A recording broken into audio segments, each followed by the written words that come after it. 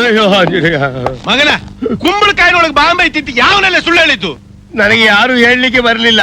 ಮತ್ತ ಇವತ್ತು ನಮ್ಮ ಮನೆ ಗೃಹ ಪ್ರವೇಶ ಉಂಟು, ಹ. ಅದಕ್ಕೆ ಕುಂಬಳಕಾಯಿ ತೆಗೆದುಕೊಂಡು ಬಂದು ನನ್ನ ಹೆಂಡತಿ ನನಗೆ ಹೇಳಿದ್ಲು, ಹ. ನನ್ನಲ್ಲಿ 5 ರೂಪಾಯಿ ಉಂಟು, ಕುಂಬಳಕಾಯಿ 15 ರೂಪಾಯಿ ಹೇಳಿದ. ಹ. ನನ್ನಲ್ಲಿ ಇರುವುದೇ ಇಷ್ಟೇ, ಕೊಡು ಎಂದು ಅವನ ಕಾಡಿಬೇಡಿ ಕಾಲಿಡಿದೆ. ಅವನು ಸಿಟ್ಟು ಬಂದು ನನ್ನ ಹೊಡಿಲಿಕ್ಕೆ ಬಂದ. ನನಗೆ ಕೋಪ ಬಂತು. ಅದಕ್ಕೆ ನೀನೇನ್ ಮಾಡ್ದಿ? ನಾನು ಒಂದೇ ಒಂದು ಸುಳ್ಳು ಸುಳ್ಳು ಹೇಳಿದೆ. ಹೇಳ್ದಿ? ಹೌದು. ಏನ್ ಸುಳ್ಳು ಹೇಳ್ದಿ ಮಗನ? ಮಾರ್ಕೆಟಿನ ಜನರಿಗೆಲ್ಲ ಹೇಳಿದೆ ಕುಂಬಳಕಾಯಲ್ಲಿ ಬಾಂಬ್ ಉಂಟು, ತೆಗೆದುಕೊಳ್ಳಬೇಡಿ ಎಂದು. ಬಾಂಬ್ ಐತಿ ಅಂತ ನೀ ಸುಳ್ಳು ಹೇಳ್ದಿ? ಅಪ್ಪನ ಏನ್ ಚಾಲೂಕಿದ್ಯೋ ಮಗನ? ಯಾರ ಮನ್ಯಾಗ ನೌಕರಿ ಮಾಡ್ತಿ? ಅವರು ಅಮರ್ ಇದಾರಲ್ಲ, ಅಮರ್? ಅವ್ರ ಮನೆಯಲ್ಲಿ ನಾನು ಆಲ್ ಅಂಡ್ ಆಲ್. ಅಮರ್ ಸಾಹೇಬ್ರ ಮನೆಯಲ್ಲ, ಅಮರ್ ಸಾಹೇಬ್ರ ಮನೆಯಾಗ ಇಟ್ಕೊಂಡು ಯಾಕೆ ಇಂತ ಹಲ್ಕಟ್ ಕೆಲಸ ಮಾಡ್ತಿ?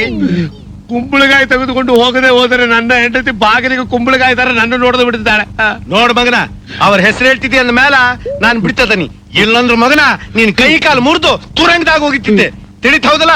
ಇನ್ನೊಮ್ಮೆ ಹೀಗೆ ಮಾಡ್ಬೇಡ. ಇಲ್ಲ ಇಲ್ಲ, ಹೊಂಡ. ಯಾರಲ್ಲಿ ಬಾಯಿ ಬಿಡುವುದೇ ಇಲ್ಲ. ಹೊಂಡ ಮಾತ ಮಾಡ್ತಾರೆ. ಹೊಂಡ